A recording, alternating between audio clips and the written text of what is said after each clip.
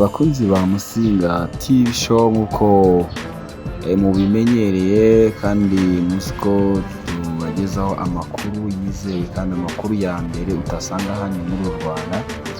Iyi nkuru rero tugiye kubagezaho niyo umuhanzi nyarwanda mwese mukunda waririmbye indirimbo nyinshi zigakora ku mitima y'abantu.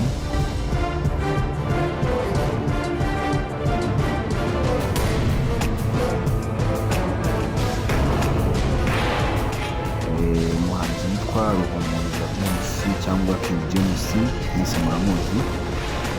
Uyu King Jamus ubu ngubu twavuga ko ari mu mazi abira cyangwa atamerewe neza kubera nyuma y'uko havuzwe umupasiteri yambuye amafaranga agera kuri miliyoni 38.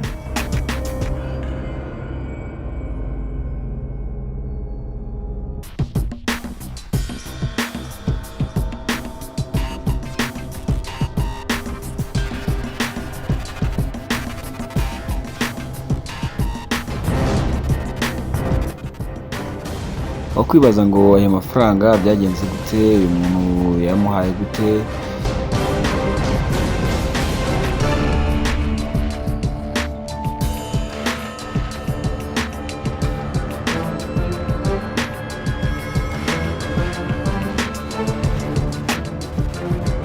Uyu mupasiteri yari umupasiteri w'inshuti magara. Nivuga inshuti magara wumve ko n'aya mafaranga yamuhaye miliyoni hafi zisaga 38. Nta nyandiko ntaki, ari ukubera ubushuti gusa bari bafitanye.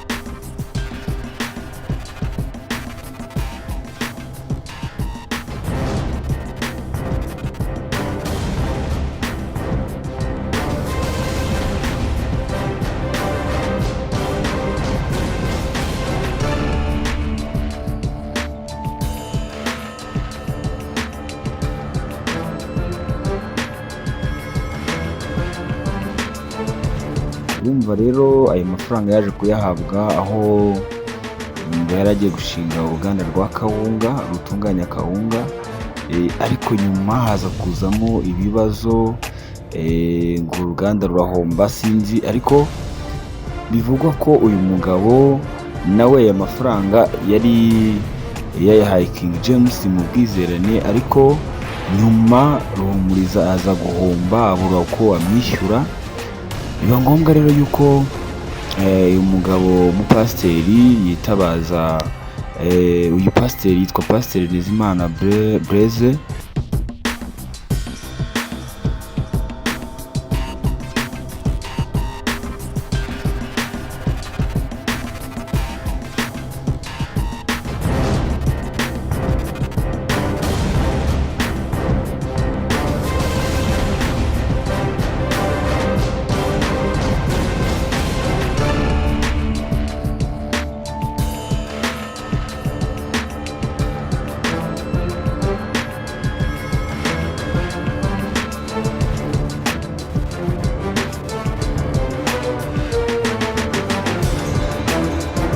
Akaba yageze naho yitabaza Perezida wa Repubulika amwandikira. Iyi ni inkuru ndetse iri gutrendinga ahantu hose kuri social media, aho abantu bose bari gutanga ibitekerezo. Ngira ngo natwe muri comment muze gushyiramo ibitekerezo byanyu, aho uyu muhanzi King Jamus ari kuregwa, ariko nubwo ari kuregwa ayo mafaranga miliyoni 38, we ntago abihakana, aranabyemera, akemerana no kwishyura, ariko agashaka yuko ngo bica mu nzira y'ubutabera cyangwa bigaca ahantu hagaragara, kuko n'ubundi kwizerana kwabo gusa nkaho kwagiye hanze, kutagize ibanga, babishyize hanze ariko bayahanye bizeranye, ariko nyuma biza kujya hanze nyine aho habereyemo ikibazo. Uyu rero uyu Pasiteri Blaise Nizimana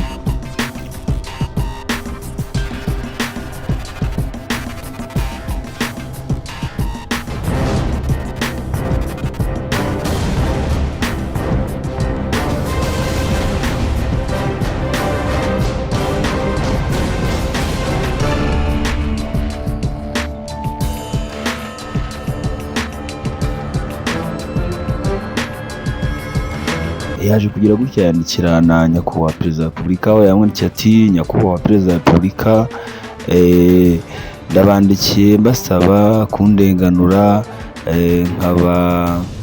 nkabona ubutabera, aho yavuze ko muri 2021 yahaye amafaranga umuhanzi King Jamus, amuha amafaranga ngo bakorane uruganda rwakora kawunga, kandi akavuga ko ayo mafaranga nawe yarayakuye muri banke yo muri Sweden aho atuye. Yamwandikiye nyine asaba ko yarenganurwa akabona ubutabera, kuko n'ubundi amafaranga akomeje kwiyongera, kuko inyungu za banke, amatike yirirwa aza kureba bajya muri RIB, ni ibintu mbese ubona byateye biri guterana hano kuri social media.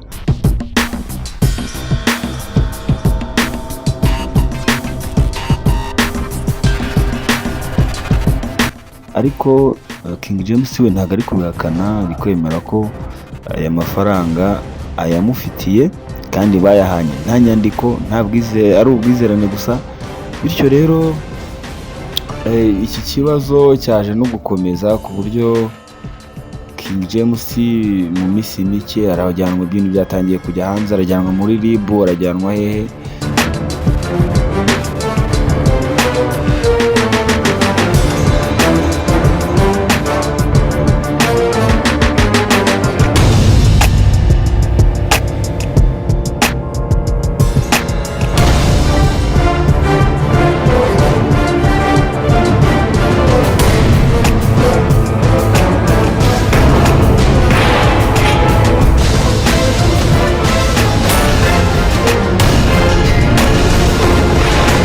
Benshi bakomeje gutanga ibitekerezo, aho na minisita utuma twishima nawe yanditse kuri Twitter ye, ariko avuga yuko iki kibazo kiri hagati y'abari abantu King James na Blaze ko bakiziranyeho kandi bakize inzira yo kugikemura.